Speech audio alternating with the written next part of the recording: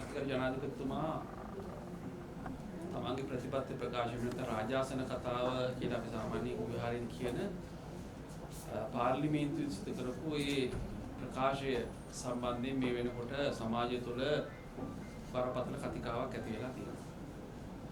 විශේෂයෙන්ම පක්ෂ විපක්ෂ ભેදයකින් තොරව අපි දකිනවා ජනාධිපතිතුමා ඊයේ දවසේ පාර්ලිමේන්තුවට ඉදිරිපත් කළ ප්‍රතිපත්ති ප්‍රකාශය සම්බන්ධයෙන් සාධනීය පැත්ත ඒ ප්‍රතිපත්ති ප්‍රකාශය තුළ තියෙන හැමෝම කතා කරනවා.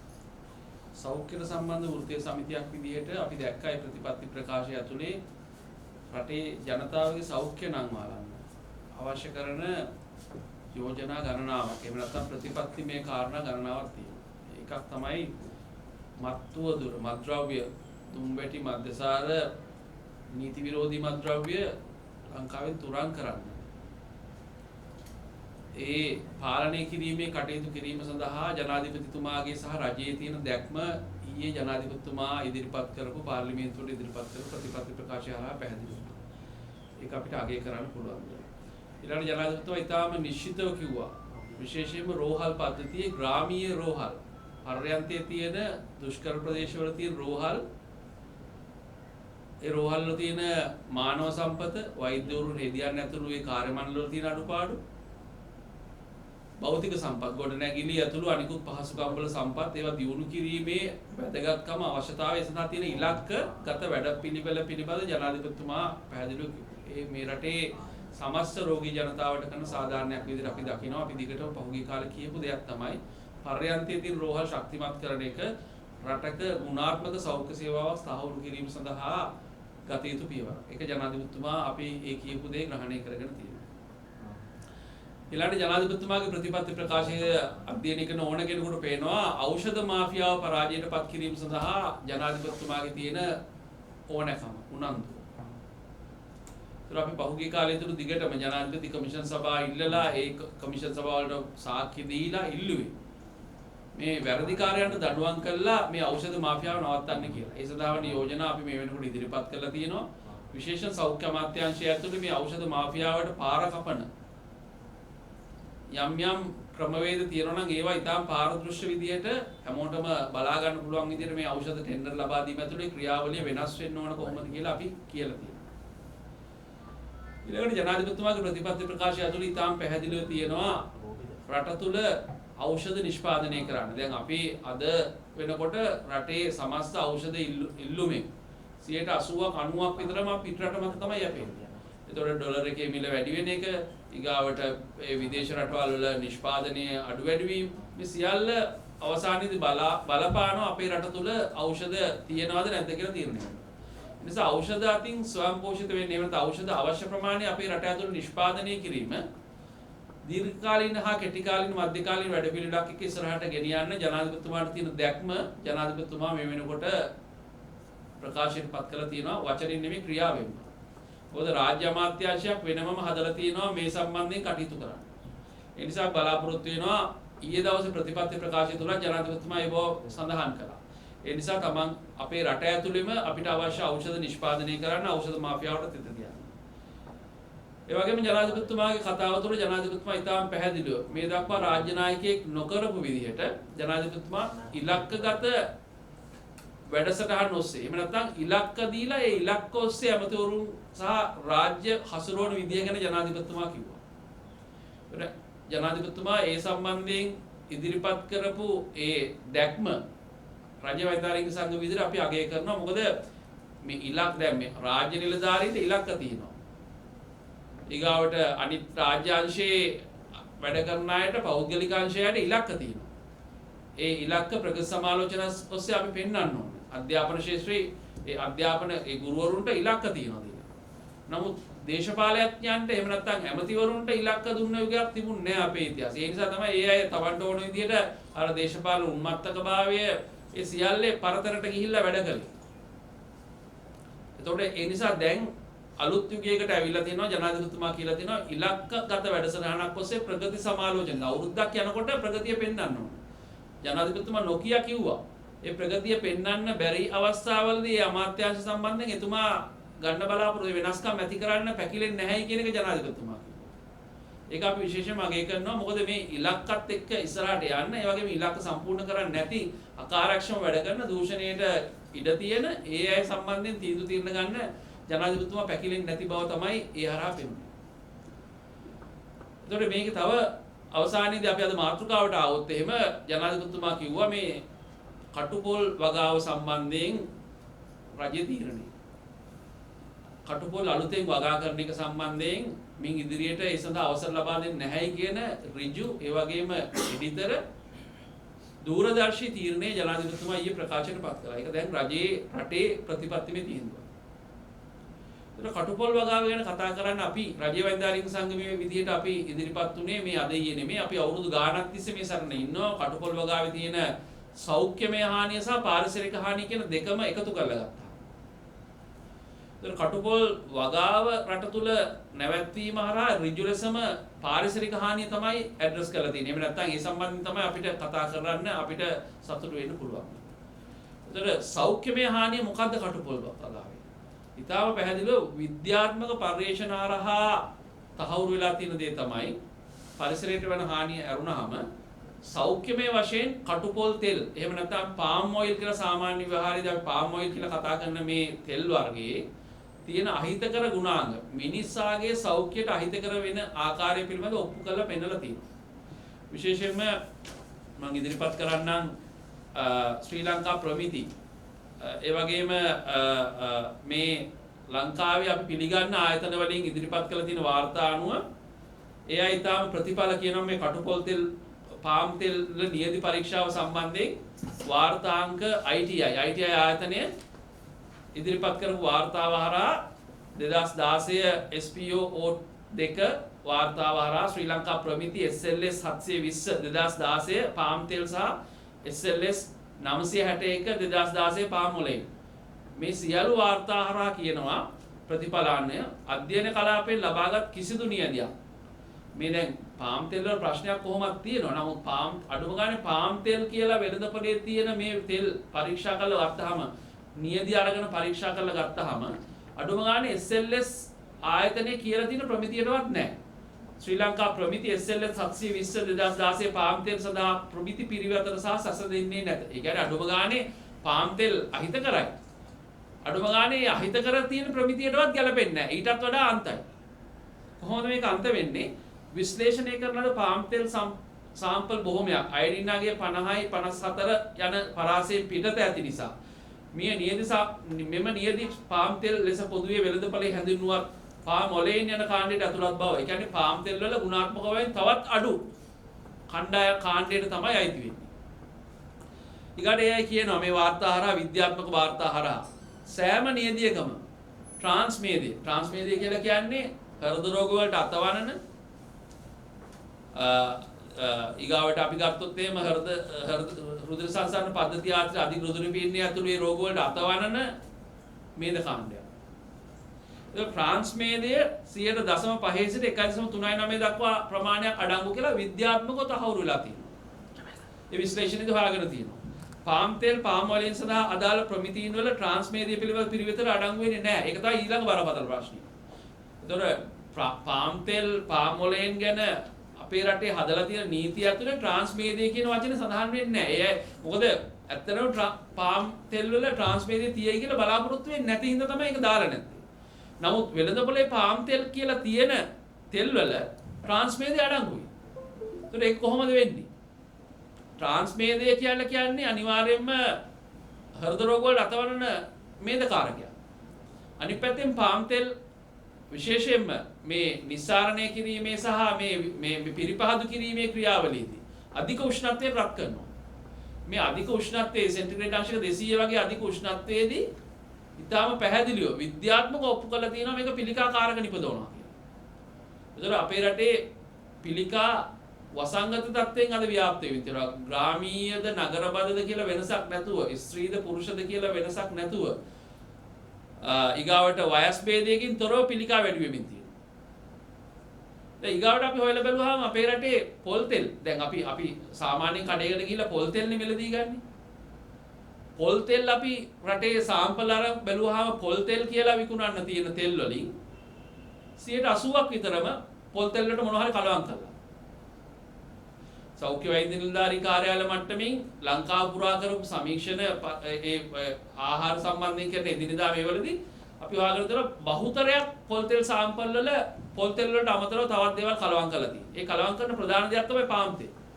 ඒක ලංකාවේ පිළිකා මෙච්චර වැඩි වෙනවනම් හෘද රෝග මෙච්චර වැඩි වෙනවනම් අධිරෝධර පීඩනය මෙච්චර වැඩි වෙනවනම් ඒ හරහා රෝගීන් ලක්ෂ ගණනින් මිලියන ගණනින් වාර්ෂිකව එකතු වෙනවා නම් සමාජයට අපේ ආහාර රටාවත් එක්ක එක බැඳිලා තියෙන්නේ. අපි පොල් තෙල් පාවිච්චි කරන ජාතියක් විදිහට පොල් තෙල් කියලා පාම් ඔයිල් නම් අපි කන්නේ. මේ දෙක අතර සම්බන්ධයක් තියෙන්න බැරිද? ඒ නිසා අපි විශේෂයෙන් මේ හින්දා තමයි අර්ෂනාල් කිව්වේ මේ ජනාධිපතිතුමාට මේ දක්වා ඉදිරිපත් වෙලා තියෙන ප්‍රධාන වශයෙන්ම පාම් ඔයිල් වල තියෙන පරිසර බලපෑම. පාම් ගස හිටවීම හරහා පරිසරයට වෙනවා. නමුත් පරිසරයට වෙන හානියට වඩා අපි හිතන්න ඕනේ. පරිසරයට වෙන හානියත් අනිවාර්යෙන් හිතන්න ඕන. නමුත් එතනින් එහාට ගිහලා ඊට වඩා බරපතල හානියක් වෙනවා මිනිසුන්ගේ ජීවිතවලට. ඒ නිසා විශේෂයෙන්ම සෞඛ්‍ය අමාත්‍යාංශයේ තියෙන වගකීම තමයි ඔය රාජ්‍යසේනාත් යුගයේදී පොය දවසේ සෞඛ්‍ය අමාත්‍යාංශයේ සෞඛ්‍ය සේවා අධ්‍යක්ෂක ජෙනරාල් ඇතුළු සමහර සමාගම් වල අනුග්‍රහයෙන් විදේශගත වෙච්ච සභා නිලධාරීන් හිටියා. ඒ නිලධාරීන් සහභාගී වෙච්ච ඒ ප්‍රවෘත්ති සාකච්ඡා පවත්වලා තියෙනවා. ඒ සාකච්ඡාවට දුන්න උනන්දුවම ඒ පොය දවසේ ප්‍රවෘත්ති සාකච්ඡා පවත්වන්න දුන්න උනන්දුවම මේ ගැන සෞඛ්‍ය අමාත්‍යාංශය යොමු කළ යුතුයි. සෞඛ්‍ය අමාත්‍යාංශයට ඉතාම පැහැදිලිව වැඩපිළිවෙලක් සකස් විය යුතුයි මේ දේශීය පාරම්පරික ආහාර රටාව රට තුල ස්ථාපිත කරන්න. ඒ වගේම පාම් තෙල් වලින් වෙන සෞඛ්‍යමය හානිය මොකක්ද කියලා රටට ඉදිරිපත් කරන්න. ඒ සඳහා අවශ්‍ය කමිටු පත් කරලා ඒ සම්බන්ධ ඉදිරි පියවර ඉදිරියට ගෙන යා යුතුයි. මොකද එහෙම නැති වුණොත් මේ සම්බන්ධයෙන් අපිට හරි තීන්දුව තියෙන රටක් විදිහට ගන්න බැරි වෙනවා. මොකද ජනාධිපතිතුමා මේ දක්වා ප්‍රකාශනපත් කරලා තියෙන්නේ පරිසර සාධක සැලකිල්ලට අරගෙන වගා කිරීම නවත්තන්න. දැන් මේ වගා කිරීම නැවැත්තුවත් එක වෙන්න පුළුවන් අනතුරු ගැනත් අපි අනතුරු අඟවන්න ඕනේ. වගා කිරීම නැවැත්වීමත් එක්ක රටට වෙන්න පුළුවන් අනතුර තමයි පාම් ඔයිල් එහෙම නැත්නම් මේ පාම් තෙල් විදේශ රටවලින් ආනයනය කරන ප්‍රමාණය රට තුල වැඩි වෙන්න පුළුවන්. මොකද ඒක මේ වෙනකොට තියෙන දත්තත් එක්ක අරන් බැලුවම විශාල ප්‍රමාණයක් අපි ආනයනය කරනවා. ඒ ආනයන ප්‍රමාණය තව වැඩි වෙන්න පුළුවන්. ඒ නිසා ආනයන සම්බන්ධයෙන් සීමා පැනවීම සඳහා අපි මේ රට තුල අලුතෙන් පාම් වගා කිරීම නැවැත්වෙනවත් එක්ක පාම් ඔයිල් එහෙම නැත්නම් කටුපොල් තෙල් රටට ආනයනය කිරීම නතර කරන්න අවශ්‍ය කරන වැඩපිළිවෙල ක්‍රියාත්මක වෙන්න ඕන. ඒක බදු ඉහළ නැංවීමෙන් වෙන්න පුළුවන්. එහෙම නැත්නම් සීමා කිරීම හරහා වෙන්න පුළුවන්. එහෙම නැත්නම් සම්පූර්ණ තහනම් කිරීමක් කරා වෙන්න පුළුවන්. නමුත් ඒ සියල්ල තාක්ෂණික තීන්දුව දිනත් එක්ක ඉස්සරහට යන්න ඕන. ඒ නිසා අපි ජනාධිපතිතුමා ඊයේ දවසේ ප්‍රතිපත්ති ප්‍රකාශය තුළ ඉදිරිපත් කරපු කරුණු සියල්ල ඒ සම්බන්ධයෙන් සාධනීය ප්‍රතිචාර දෙන අතරතුරේදී කටුපොල් තෙල් වගාව තහනම් කිරීම සඳහා ගත පියවර විශේෂයෙන්ම අපි අගීමට ලක් කරනවා. අපි ජනාධිපතිතුමාට යෝජනා කරනවා. අපි ජනාධිපති ලේකම්තුමාට මේ සම්බන්ධ ලිඛිතව දැනුම් දෙන්න බලාපොරොත්තු වෙනවා. මේ කටුපොල් තෙල් වගාව සම්බන්ධයෙන් ගත තීරණය වගේම කටුපොල් තෙල් රටට ආනයනය කිරීම, රටට ගෙන්වීම සම්බන්ධයෙන් සීමා පනවන්න, එහෙම නැත්නම් තහනම් කරන්න අවශ්‍ය කරන අවධානය යොමු කරන්න කියලා ඒ හරහා ජනතාවගේ සෞඛ්‍ය රැක ගන්න අපිට අවශ්‍ය කරන ක්‍රියාමාර්ග ගන්න පුළුවන් වෙයි කියලා අපි විශ්වාස කරනවා. තව පොඩි කාරණා දෙකක් තියෙනවා. එකක් තමයි මම හිතන්නේ මේ දවස්වල මේ අපි කතා කරන තවත් එක් මාතෘකාවක් තමයි ජනාධිපතිතුමාගේ කතාව ඇතුළත ඒක තිබුණා. ඒ තමයි අලුත් ව්‍යවස්ථාව. විවස්ථා සංශෝධනයක් සම්බන්ධයෙන් කතා බහට ලක් වෙමින් තියෙනවා. එතකොට මේ විවස්ථා සංශෝධනයක් රටට අලුත් ව්‍යවස්ථාවක් අවශ්‍යයි කියන එක ඒ දේශපාලනිකව ඒ සම්බන්ධයෙන් කතා කරලා පාර්ශවත් එක්ක ගත යුතු දෙයක්. ඒ ගැන රජ්‍ය වැන්දාරින් සංගම විදිහට මතයක් ප්‍රකාශ කරන්න නෙමෙයි මම මේ උත්සාහ කරන්නේ. අපි හැමදාම කියපු කාරණයක් තමයි සෞඛ්‍ය ක්ෂේත්‍රය. එහෙම නැත්නම් සෞඛ්‍ය කියන විෂය ජාතික ප්‍රතිපත්ති ඔස්සේ ක්‍රියාත්මක විය යුතු, ජාතික මාර්ගෝපදේශ ඔස්සේ සකස් විය යුතු සේවාවක් කියලා. ඒ නිසා අපි හැමදාම කියපු දෙයක් තමයි සෞඛ්‍ය කියන්නේ දීප ව්‍යාප්ත සේවයක් විදිහට රට පුරා ඒකාකාරීව ක්‍රියාත්මක වෙන සේවයක් විය යුතුයි කියලා. නමුත් අපි දැක්කා 1987 13 වෙනි ආණ්ඩුක්‍රම ව්‍යවස්ථාව රැගෙනීමත් එක්ක මේ පළාත් සභා කියන සංකල්පයේ ඇතිවීමත් එක්ක සෞඛ්‍ය කියන විෂය විමර්ධගත කරලා විමර්ධගත කිරීම හරහා සෞඛ්‍ය ක්ෂේත්‍රය තුළ විශාල අවුල් ජාලයක් නිර්මාණය වුණා. ඒ නිසා අපි යෝජනා කරනවා ඉදිරියේදී ව්‍යවස්ථා සංශෝධනයක් හේම නියමිතව අපි දැක්කා කමිටුවක් පත් කරලා තියෙනවා අධිකරණ ඇමතිතුමාගේ ප්‍රධානත්වයෙන් අපි බලාපොරොත්තු වෙන කමිටුවට අදහස් ඉදිරිපත් කරන්න මේ ව්‍යවස්ථා සංශෝධනයේදී විශේෂයෙන්ම මේ 13 වෙනි ආණ්ඩුක්‍රම ව්‍යවස්ථාව හරහා සෞඛ්‍ය විමර්ධගත කිරීමේ හානිකර ප්‍රතිඵල අපි අත්විඳලා තියෙනවා. ඒ නිසා සෞඛ්‍ය මධ්‍යගතව ක්‍රියාත්මක වෙන ප්‍රතිපත්තිය ඔස්සේ දීප ව්‍යාප්ත සේවයක් විදිහට පවත්වාගෙන යාම සඳහා වන යෝජනා ඒ කමිටුවට ඉදිරිපත් කරනවා. අවසානයේදී රට තුළ ඒකාකාරී වන ගුණාත්මක සෞඛ්‍ය සේවයක් තහවුරු කරන්න ජාතික ප්‍රතිපත්තිය ඔස්සේ තීරණය වෙන සෞඛ්‍ය තීන්දුව තීරණ ප්‍රකාශනපත් කරන අවස්ථාවක් රට තුළ නිර්මාණය කරා. ඒ නිසා බලාපොරොත්තු වෙනවා ජනාධිපතිතුමා වෙතත් එක් සම්බන්ධ කරුණු ඉදිරිපත් කරන්න. විශේෂයෙන්ම මේ 13 වෙනි ආණ්ඩුක්‍රම ව්‍යවස්ථාව හරහා නිර්මාණය වෙච්ච සෞඛ්‍ය විමර්ධගත වීමත් එක්ක වෙච්ච තත්ත්වයන් නිවැරදි කිරීම සඳහා කාලය ලැබිලා තියෙනවා කියලා අපි විශ්වාස කරනවා. ඒ සම්බන්ධයෙන් රජ්‍ය වෛද්‍යාලයන් සංගම විදියට අපි ඉදිරිපත් කරන්න බලාපොරොත්තු වෙනවා. මොකද මේ 13 වෙනි ආණ්ඩුක්‍රම ව්‍යවස්ථාව වෙන අවස්ථාවේදී ඊට පස්සේ පත් කරපු සමහර චන්ද්‍රිකා වණ්ඩාරනායක කුමාරතුංග ජනාධිපතිතුමිය ඉන්න අවස්ථාවේදී පත් කරපු කමිටුව හරහා ආපු වාර්තා සියල්ල අපි සතුටු තියෙනවා. සෞඛ්‍ය විමර්ධනගත කරන්න එහෙම නැත්නම් සෞඛ්‍ය පළාත් වලට බලතල දෙන්න කියලා යෝජනා කරපු කවුරුවත් හොයාගන්න නැහැ. ඉන්නේ NGO නඩ ටිකක්. රටට හැමදාම වින කරපු සමහර චරිත තමයි ඒ වාර්තා වලින් හෙළිදරව් වෙන්නේ. ඒ අය තමයි කිව්වේ සෞඛ්‍ය විමර්ධනගත කරන්න කියලා. සෞඛ්‍ය බලතල පළාත් වලට දෙන්න කියලා. දැන් උදාහරණ විදියට ඒ වාර්තාවල තියෙනවා සමහර චරිත පාකිසෝර්ති සරවණමුත්තු වගේ සමහර චරිත තමයි එළියට ඇවිල්ලා එදා සෞඛ්‍ය බලතල මේ විදියට පළාත් වලට දෙන්න කියලා යෝජනා කළේ. අපි කිව්වා මේ සමහර චරිත ඇන්ටි එස්ටැබ්ලිෂ්මන්ට් කැම්පේන් එකේ ඉන්නේ. එහෙම නැත්නම් ස්ථාවර වූ පද්ධති බිඳ දැමීමේ ක්‍රියාවලිය තමයි ඉන්නේ. ඒක රටට ආදරයට නෙමෙයි රට තියෙන පද්ධති විනාශ කිරීම තමයි ඒ අයගේ කොන්ත්‍රාත්තුව. ඒ හරහා තමයි එතකොට ඒ අය ක්‍රියාත්මක වුනේ.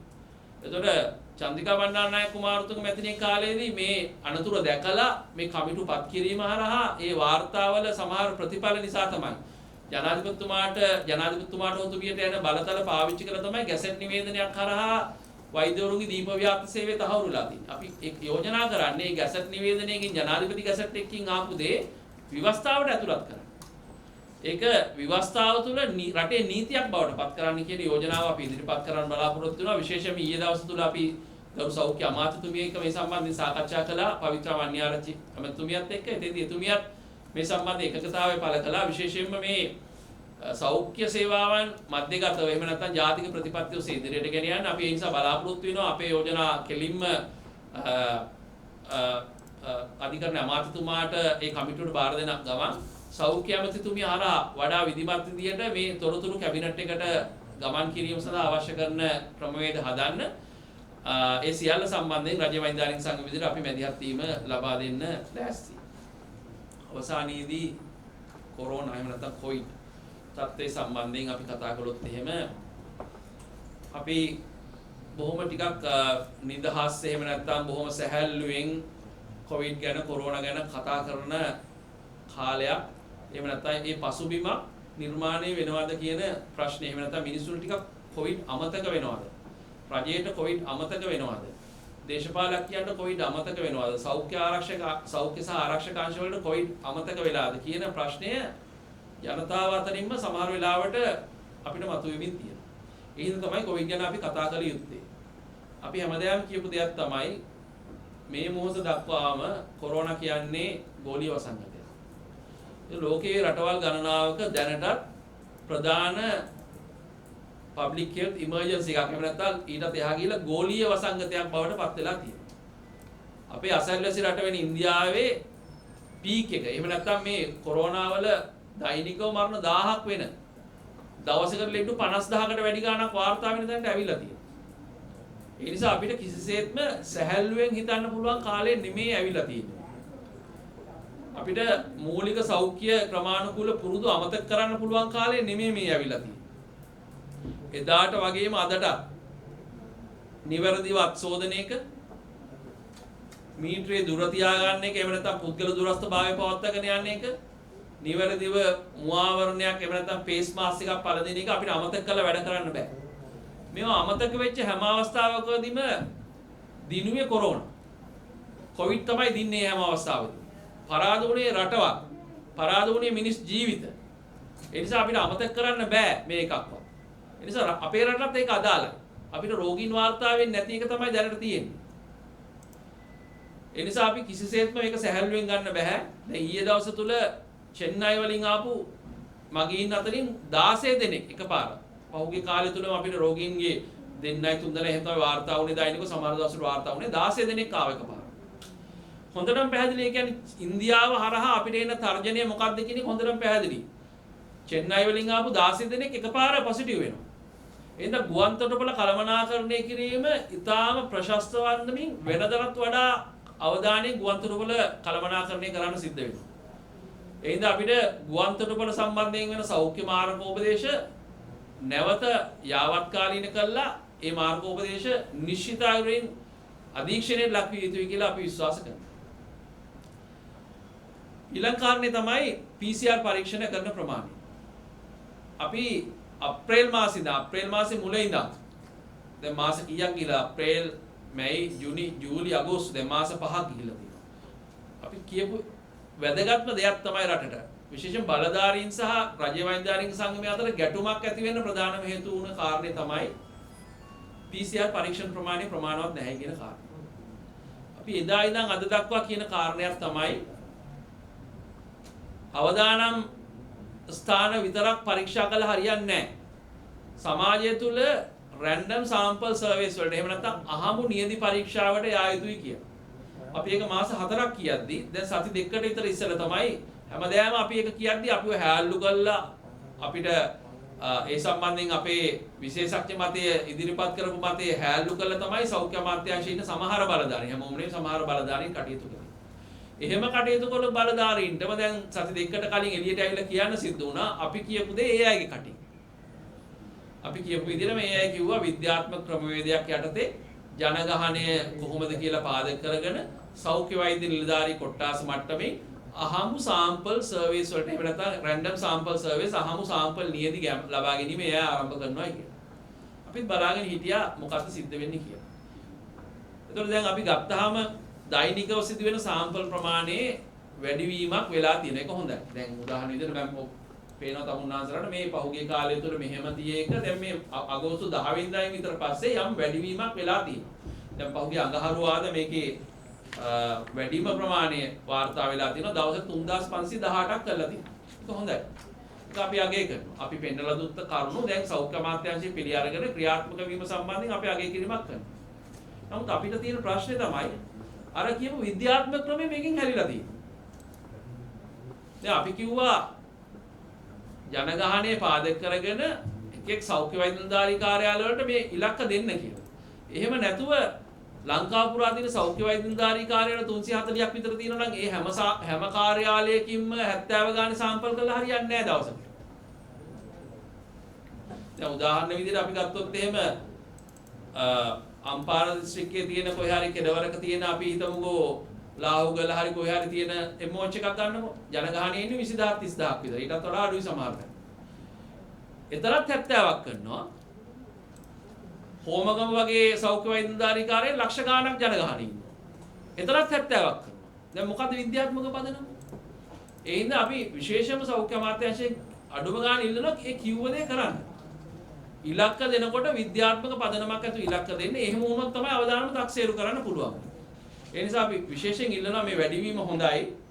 වැඩිවීම මේන්ටේන් කරන්න. එක දවසකට 1500ක දැන් මෙතන තියෙනවා එක දවසක් 1519. 1561යි මේ අතරතුරේදී. 3518 කරනවා නම් ඒ ප්‍රමාණය අපි මේන්ටේන් කරන්න. ඒ ප්‍රමාණය පවත්වාගෙන යන්න. ඒ සඳහා පහසුකම් හදන්න. දැන් මෙච්චර අපි ජනාධිපතිතුමා රජයේ කැප වෙලා ඉන්නවා කොරෝනා සම්බන්ධයෙන් රටට වෙන හානිය අවම කරන්න. ඇයි මේ පහසුකම් වැඩි කරන්න අවශ්‍ය කරන සම්පත් මොනවද කියලා එයාට කියන්නේ නැත්තේ?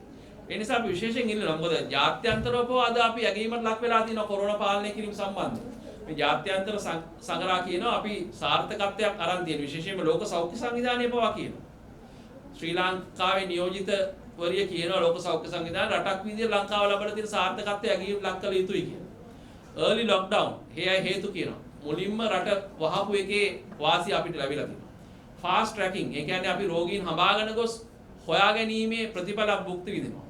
එයා කියනවා තුන්වෙනි කාරණේ විදිහට financial intervention මම හිතන්නේ අර ආර්ථික වශයෙන් අපි ඒ සහ අගතියටපත් වෙච්ච tie ප්‍රාශනට ආර්ථික ශක්තියක් දෙන රජයේ මැදිහත් වෙලා රුපියල් 5000 ඒ මුදල දුන්න එක සහ විශේෂයෙන්ම බැංකු පොලිස් සම්බන්ධයෙන් ගත්ත පියවර ඒ සියල්ල හරහා තමයි මේ ෆයිනෑන්ෂල් ඉන්ටර්වෙන්ෂන්ස් කියන්නේ. ඒතකොට මේ සියලුම ප්‍රතිඵල අද රටට භුක්ති විඳින්මින් තියෙනවා. ඒ නිසා මේක අපි මේන්ටේන් කරන්න නම් එහෙම නැත්නම් මේක අපි දීර්ඝකාලීන ප්‍රතිඵල එන වැඩපිළිවෙලක් බවට පත් කරන්න නම් මේ මොහොතේ අපි ගත යුතු ක්‍රියාමාර්ග ගන්න ඕනේ. ඒ නිසා අපි සෞඛ්‍ය අමාත්‍යාංශයට යෝජනා කරනවා මේ නිලධාරීන්ට විද්‍යාත්මක ක්‍රමවේදයට අනුව මේ දේ කරන්න. සෞඛ්‍ය වෛද්‍ය නිලධාරී කාර්යාලය සඳහා වෙන වූ ඉලක්ක දෙන්න, දිස්ත්‍රික්ක සඳහා වෙන වූ ඉලක්ක දෙන්න. ඒ කියපු විද්‍යාත්මක ක්‍රමවේදයේ මේ රැන්ඩම් සාම්පල් සර්විස් වලට ගෙන්න.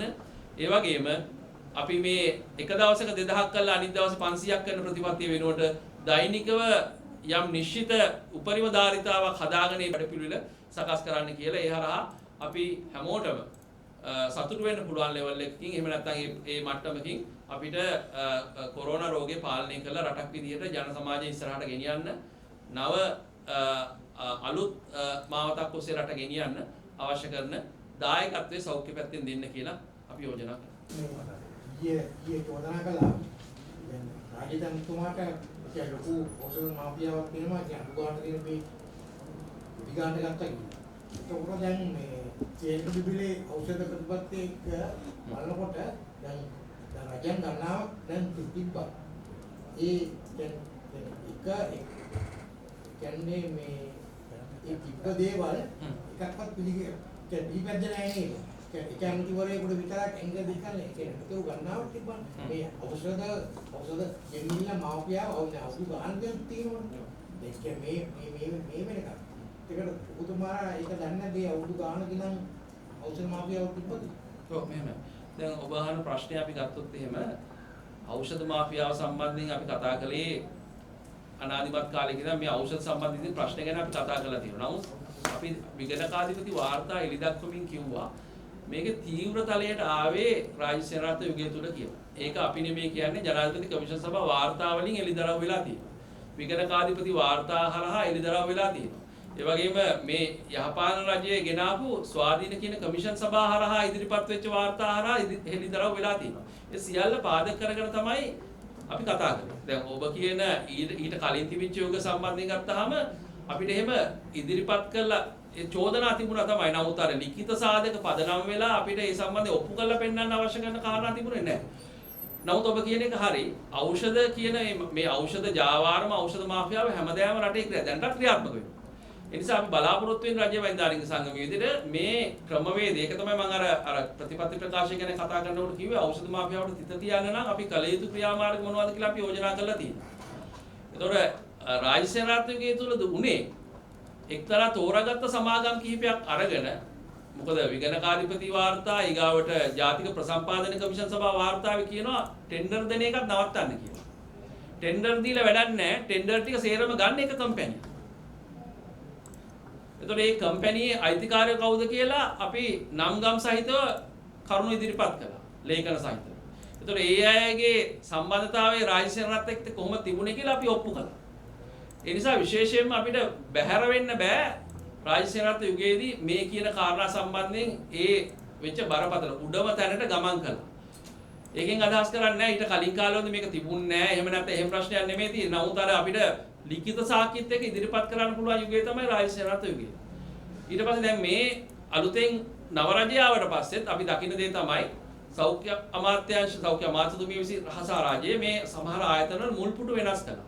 නමුත් දෙවෙනි පෙළ තුන්වෙනි පෙළ ඒ අක්මුල් දික් වෙලා තියෙනවා මේ මට්ටම් දක්වා.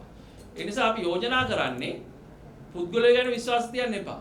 ක්‍රමවේදයක් හදන්න පාරදෘශ්‍යව සෞඛ්‍ය අමාත්‍යාංශය තුල මේ ටෙන්ඩර් අත යටින් ගහන විදි වෙනස් කරන්න. දැන් රාජ්‍ය අමාත්‍යාංශයක් වෙනම හදලා තියෙනවා. ඒ අමාත්‍යවරයාගේ අධීක්ෂණය යටතේ හෝ මේ ඖෂධ දාවාරමට තිත තියන්න ඖෂධ ටෙන්ඩර් පාරදෘශ්‍ය විදිහට යන්න. මොකද දැන් අපි මෙච්චර තාක්ෂණයේ දියුණු වෙලා තියෙන රටේ ඇයි අපිට බැරි තාක්ෂණය පාවිච්චි කරලා වෙනමම වෙබ් අඩවියක් හරි වෙබ් පිටුවක් හරි නිර්මාණය කළා ඒකේ තොරතුරු ලබා ගැනීමේ අයිතිය මිනිස්සුන්ට සාමාන්‍ය ජනතාවට පවා දීලා ඕන කෙනෙකුට ගිහිල්ලා බලලා ඒ හරහා පාරදෘශ්‍ය විදිහට මේක කරන්න. එතකොට ඕනම කෙනෙකුට මේ මොහොතේ ගියාම ඒ වෙබ් අඩවියක් නිර්මාණය වුණා බලා ගන්න පුළුවන්කම තියෙන්න ඕනේ. මේ වෙනකොට සෞඛ්‍ය අමාත්‍යාංශ ඖෂධ සම්බන්ධ ටෙන්ඩර් ක්‍රියාත්මක කරනවා. ඒවා කොයි කොන් තැන්වලද තියෙන්නේ? සමහර ඒවල ටෙන්ඩර් මුල් අවස්ථාවේ වෙන්න පුළුවන්, සමහර ටෙන්ඩර් වෘත්තක අවස්ථාව වෙන්න පුළුවන් ඒ ස්ථානගත වෙලා තියෙන්නේ කොහොමද? කාටද ටෙන්ඩර් එක ප්‍රදානය වුනේ? එතකොට එයා තෝරගන්න හේතු වෙච්ච කාරණා මොකක්ද? අඩුම මිල ගණන් ඉදිරිපත් කරපු ඒ කියන සමාගම තියෙද්දි ඒ වගේ 10 ගුණයක් වැඩි වෙච්ච. ඒකයි අපි කිව්වේ 764 පෙත්ත රුපියල් 64ට ගත්ත යුගයක් තිබුණේ නැහැ. ඒ ෂේ රෝගී ඖෂධ. ඊගාට මැලේරියා ඖෂධ රුපියල් 2යි ගාන පෙත්ත රුපියල් 468ට ගත්ත යුගයක් තිබුණේ නැහැ. යුගයේ තමයි රාජ්‍ය සේනාත්වක. ඒ හින්දා තමයි අපි රාජ්‍ය සේනාත්වක ගැන කතා කරන්න සිද්ධ වෙන්නේ. විගණකාධිපති වාර්තා අහලා එහෙම කලින් යුගවල වාර්තා ගැන එහෙම කතා වෙලා නැහැ. රාජ්‍ය සේනාත්වකයේ තමයි කතා වුනේ. ඒ නිසා තමයි අපි යුගය ගැන හයිලයිට් කරන්නේ. ඒක ගැන වැඩියෙන් කතා කරන්නේ. ඒ නිසා අඩුම ගානේ දැන්වත් අපිට ජනාධිපතිතුමාට මේකේ ඕනකම තියෙන බව පේනවා. ඒ හින්දා තමයි මේ විශේෂයෙන්ම අලුතෙන් රාජ්‍ය අමාත්‍යාංශයක් හදලා ඒ සඳහා කටයුතු කරන්න රාජ්‍ය අමාත්‍යවරයෙක් පත් කරලා තියෙන්නේ. ඒක බලාපොරොත්තු වෙනවා විශේෂයෙන්ම අඩුම ගානේ දැන් ජනාධිපතිතුමාගේ දැක්මත් එක්ක මේක කරන්න නම් අනිවාර්යයෙන් මේ ටෙන්ඩර් ක්‍රියාවලිය හැංගි හොරා කරන්නේ නැතුව විවෘතව සිද්ධ විය යුතුයි. ජනතාවට මේක දැනගත යුතුයි. ඇයි මේ ටෙන්ඩරේ ප්‍රදානය වුණේ කියන එක සම්බන්ධයෙන් පැහැදිලි කිරීමක් අවශ්‍ය ඕන කෙනෙකුට ඒ පැහැදිලි කිරීම ලබා ගත හැකි වුණේ. ඒ වගේම ඊටත් වඩා ඔය සියල්ලට වඩා වැදගත් තමයි ගුණාත්මක ඖෂධ ලබා දීම. මොකද වෙන බොන බේතෙන් ඒ කියන්නේ දියවැඩියාවට දෙන බේතෙන් දියවැඩියා හොඳ වෙන්නේ නැත්නම් ඒ බේත වැඩක් නැහැ නේ. පිළිකා වලට දෙන බේතෙන් පිළිකා හොඳ වෙන්නේ නැත්නම් ඒ පිළිකා ඖෂධයෙන් වැඩක් නැහැ නේ කොච්චර මිල වුණා. පහුගිය කාලේ තිබිච්ච රාජ්‍ය සරත්වකයේ තිබිච්ච විගණකාධිපතිවරයා පෙන්නලා දෙනවා. 2014 15 16 වෙනකොට 14ට වඩා 15 දී කොච්චර මේ ක්වොලිටි ෆේල් වෙලා බේත් අහක දැම්මද මිලියන ගාණක් සමහර වෙලාවට 10 12 ගුණයකින් අක්කා වෘද්ධක් ඇතුළත ඒ ප්‍රමාණය වැඩි වුණා රාජ්‍ය සේනාධිපතිගේ තුල. ඒ නිසා අපි කියන්නේ ගුණාත්මක භාවය තහවුරු කරන්න අවශ්‍ය කරන තත්ත්ව රසායනාගාර හදන්න. ටෙන්ඩර් ක්‍රියාවලිය ශක්තිමත් කරන්න ඒ සඳහා අවශ්‍ය කරන වැඩපිළිවෙල තාක්ෂණය පාවිච්චි කරන්න ඒ වගේම ඖෂධ ගුණාත්මක භාවය තහවුරු කරන තත්ත්ව රසායනාගාර ජාත්‍යන්තර ප්‍රමිතියට අනුව හදන්න. ඒ වගේම පිටරට මට ඖෂධ ඒ ඩිපෙන්ඩ් වෙන්නේ නැතුව යැපෙන්නේ නැතුව අපේ රට ඇතුලේ ඖෂධ නිෂ්පාදනය ඉහළ නංවන්න කියන යෝජනාව තමයි අපි ඉදිරිපත් කරන්නේ.